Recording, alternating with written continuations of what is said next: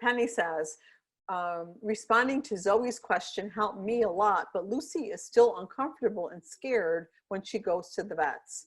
I've tried giving her the messages and talking to her while we wait, but it doesn't help much until I start walking her around in the little room. But because I've kept her safe, calm, and happy at home without her exposing her to anyone else, she hasn't calmed down much.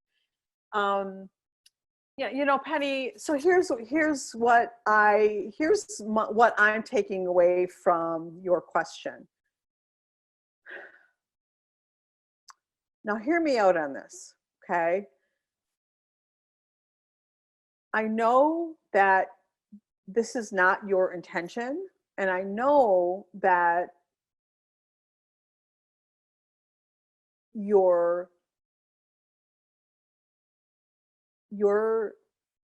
everything you do, that your intention, your actions, the choices that you make, all the safe, I know all of that stuff that you're doing is with the best of intention for moving forward and creating that partnership lifestyle. Like, so I mean, I get that, right? So that's our starting place. That's our baseline.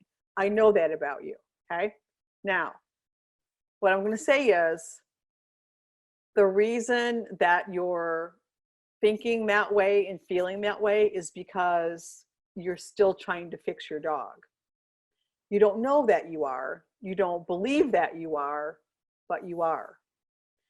And it's something we all do, right? It's not unusual. It's very commonplace. And we go through that in stages. We come back to that over and over again, even as we traverse through the partnership stages, right? It's not like a one and done. It's not like a, oh yeah, my thinking and my mindset and my heart and all that is like so perfectly aligned with my intention of honoring my dog and our process and all that, that I'm good now.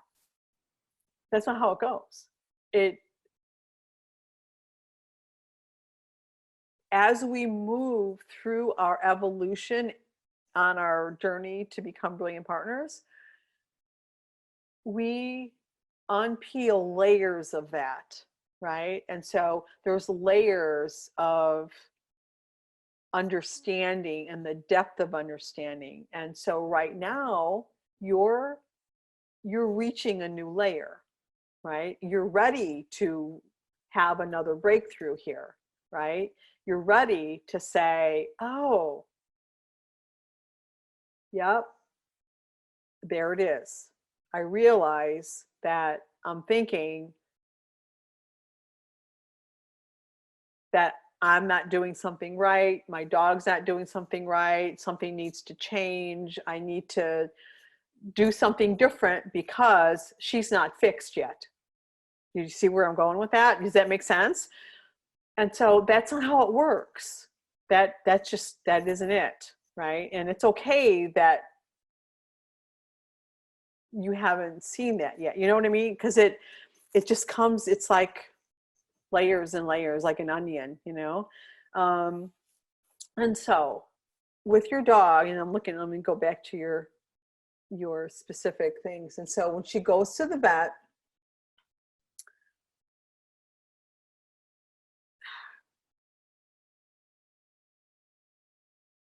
so the very language here, like the very language, you know, I've tried giving her massages and talking to her. It didn't help. I've kept her safe, calm, and happy without exposing her. It didn't work. You see what I'm saying?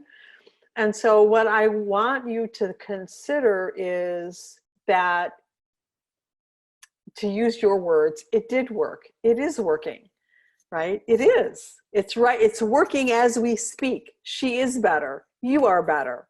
It is. You just have different expectations, right? Your expectations have changed because you have seen your progress, you have seen your baby steps, you have seen your partnership grow and expand, and now you're up against, you're like leaning into your comfort zone bubble, right? You're up against like, yeah, but, right? It should be different. It should be better. We should have more progress. She should already be okay. Like, why can't she see that I have her back, and that she can trust me and all the things? Like, she should be able to see this by now. You know what I mean? And so you're leaning in. So hold that, this is an opportunity for you to hold that discomfort for a little bit and breathe through it and understand that you are changed and she is changed. Okay. And that's good. And if going to the vet is a stressful environment and circumstance for her, that's okay, right? That's not something that we want to fix. That's something that we want to support, right? So we want to support that in all the ways that we have to support that, right? In all the ways. And we have, I know we have quite a bit about that in the help doc, all the ways. And so all the, making arrangements, how you go into the vet, where all the things, right? How they handle her, what they do, like all that. We have so many things that you're empowered to change about how your dog is handled. Which vet you take her to if they're not cooperative, right? So all those things, how to breathe through, how to be an excellent role model. If she needs to be walked, then why is walking her a problem? Just walk her around the litter room. We know part of our back to grazing protocol says moving helps reduce and process stress hormones. It's a proven fact. It's scientific. So moving is good. Why is that so I want you to examine where you're thinking. You're envisioning that she should be able to sit in the room and have strangers walk directly into her and handle her and manipulate her and do things to her and love it, right? Most people don't do that. I mean, I don't know about you. I don't love it. I don't love going to a doctor or a dentist or someone and, and having that. And even though I voluntarily took myself there, it doesn't mean that I love it. And it doesn't mean that I'm not uncomfortable and not stressed. But what makes it different for me is that it's consensual. I've consented to it. And the times when someone does something to, like a doctor or a professional, does something to me that I did not consent to, it's not good, right? I would have the same response that your dog or someone's dog might have. It's like, I did not consent to that.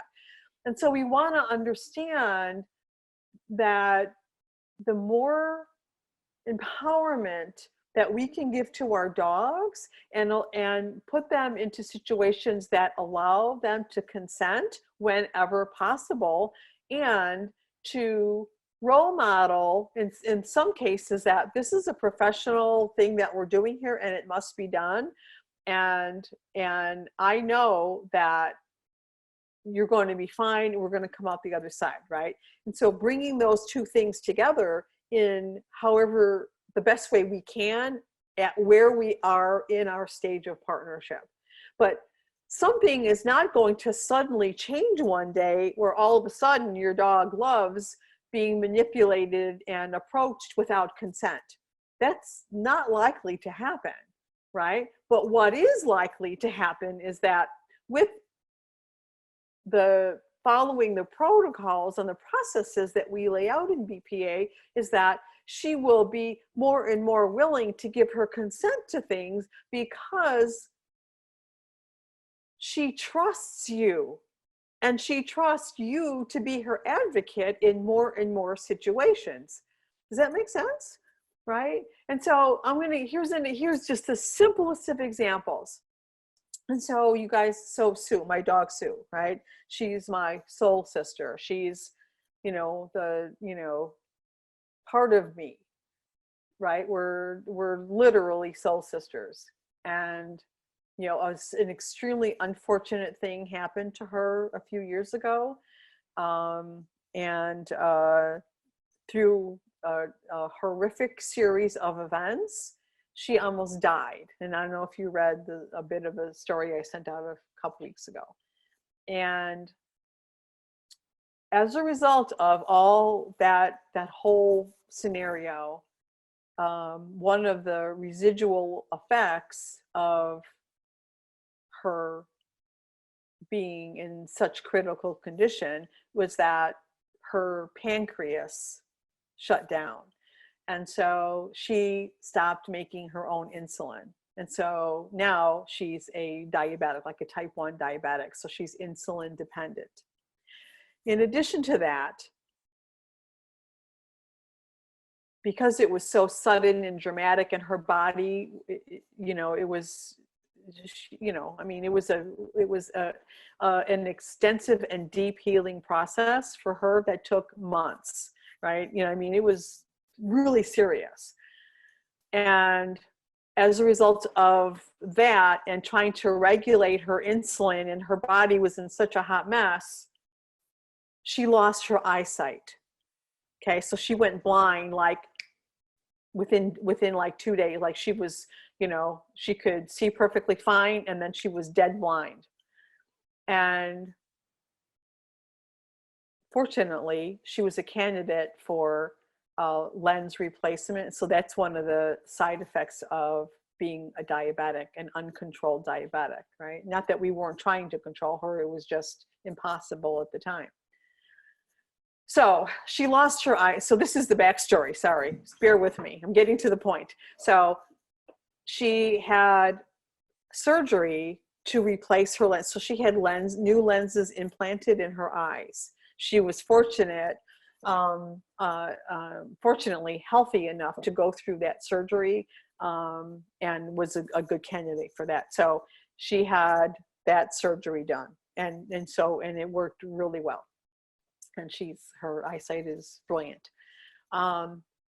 However, not only does she have to be tested for her, just like a type 1 diabetic, right? You're either on a device that you check regularly, which you still have to prick yourself. So anyway, so I have to prick her to test her blood glucose levels several times every day, plus inject her with insulin twice a day.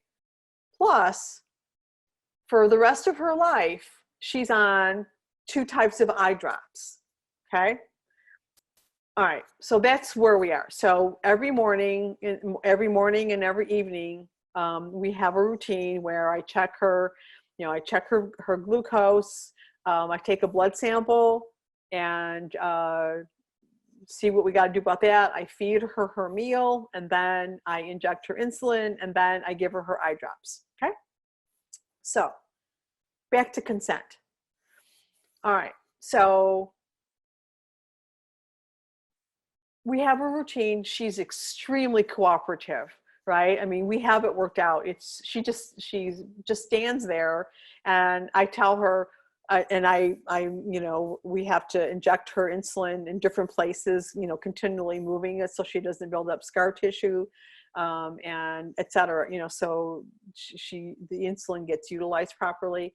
So I tell her left side, right side, and she positions herself accordingly, and then I do my injection. And so she gives me consent to do that. Okay. I don't, she's free. We're in the kitchen. She just stands free. She puts herself there. I ask her to be on one side or the other, because I'm right-handed. So I need, she changes sides. So I could see, I'm in the same place because of the lighting. And then she just turns, she shows me her left side or her right side. Okay. And then, so she's giving me consent. Now here's the thing. Here's the detail point that I want to make. So after that, I give her eye drops. Now, she's not the fondest, you know, eye drops are not her fondest thing. I mean, of course, she's only on 2 eye drops. When she first had her surgery, she was on like 4 different eye drops, like 8 times a day. It was crazy, right?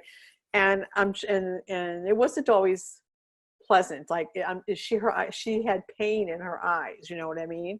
And the drops stung her you know what I mean? And so eye drops aren't her favorite. However, I'm really patient and I ask for her consent. And so these days, so this is like almost 4 years later, 3.5 years later, right?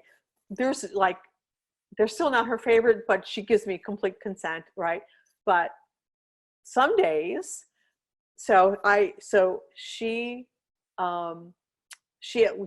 standing there, and I put my hand out, and I hold her, like I just tip her nose up gently, and then I hold her eye open and put the drop in, right? And so sometimes when I go to, you know, like, it's just like, it's like second nature. I can barely even think about how I do it because it's so second nature. But when I do this, you know, and and I tell her, time for your eye drops, you know, so she knows what the names of everything, she knows what's happening, right? There's no surprises. And I say, okay, eye drop, you know. And then if I go to take her chin a little, I don't really take it. I just, you know, like kind of make that connection with her. And sometimes when I do that, she does this, like she'll just dip her head. It's really brief. And I'm going to say that most people wouldn't even notice it. It's so subtle. It's just, right? But I know that she just took away her consent. And so I drop my hand and I just smile at her. You know, I take a breath, I smile at her, and I say, is it okay if we do the eye drops? And then she looks at me, and I do it again, and I do the eye drops. And that simple, long story to a simple example, that simple thing of allowing her the freedom and the agency to give consent for me to put her eye drops in is significant in our relationship, in our trust, right? I 100% guarantee you that it would be nothing. It would be a non-event for me to go, oh, it's okay, honey, and just stick with her and put the eye drops in when she just tips her head like that. I could easily do that, and she would be completely cooperative. She wouldn't say, oh, I didn't want you to, like, she would never do that, because hey, we're soul sisters, right? But that little thing where I allow her the freedom to give her consent is why she's so cooperative.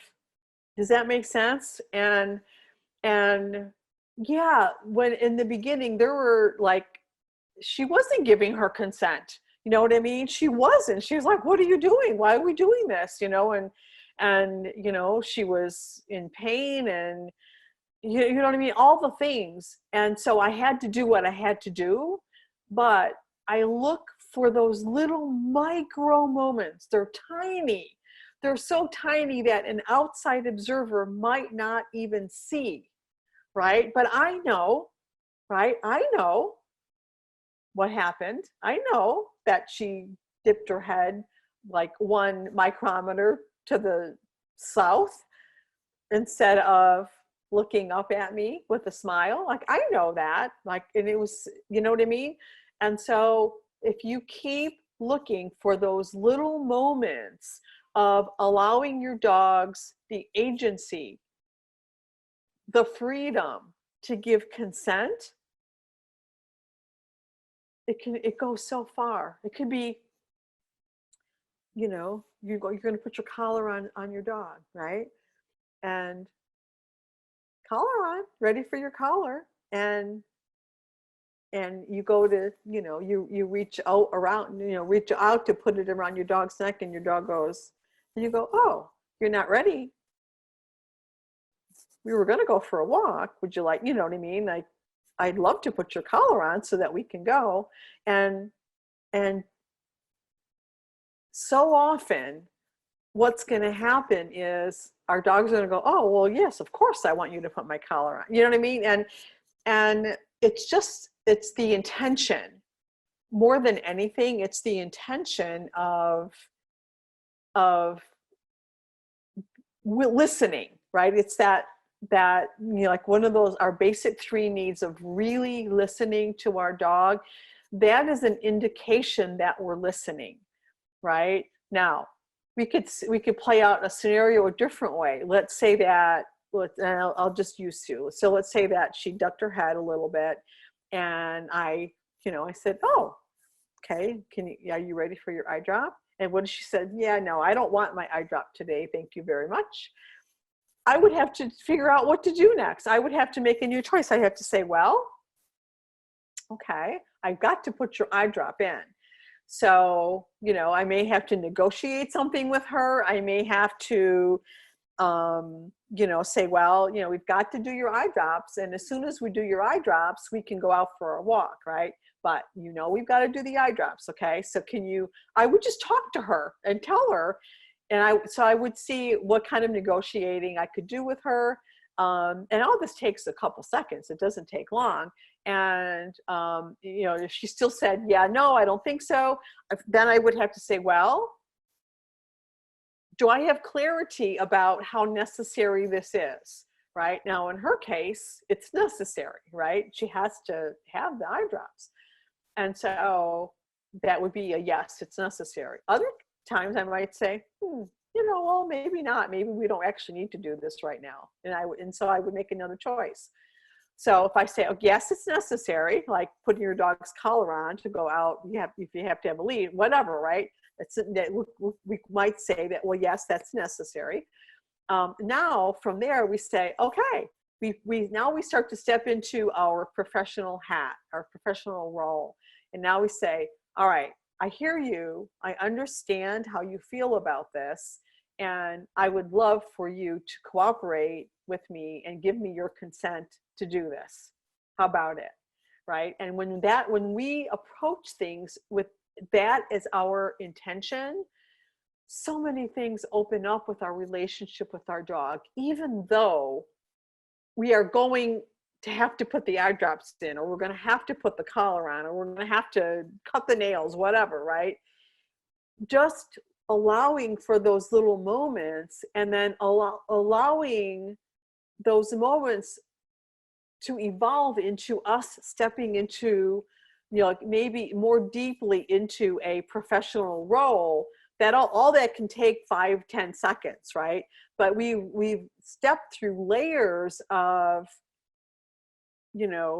inviting consent, listening, and then stepping a little deeper into, quickly, without drama and without bribing or nagging or begging, but stepping quickly into that professional, in that, all right, we've got to do this. So here's what we're going to do. You sit, right? You sit. When I get done, you'll have a cookie. All right, let's do this. Let's go. Boom, boom. Right. And if I have to, support her head, if I have to hold her by the collar, if I have to, whatever, we're going to do it. Right. And what happens when we have the intention of collaborating with our dogs in that way, and allowing them those little micro opportunities, and along with, we're not afraid to step into that professional leadership role of, well, we've got to do this, right?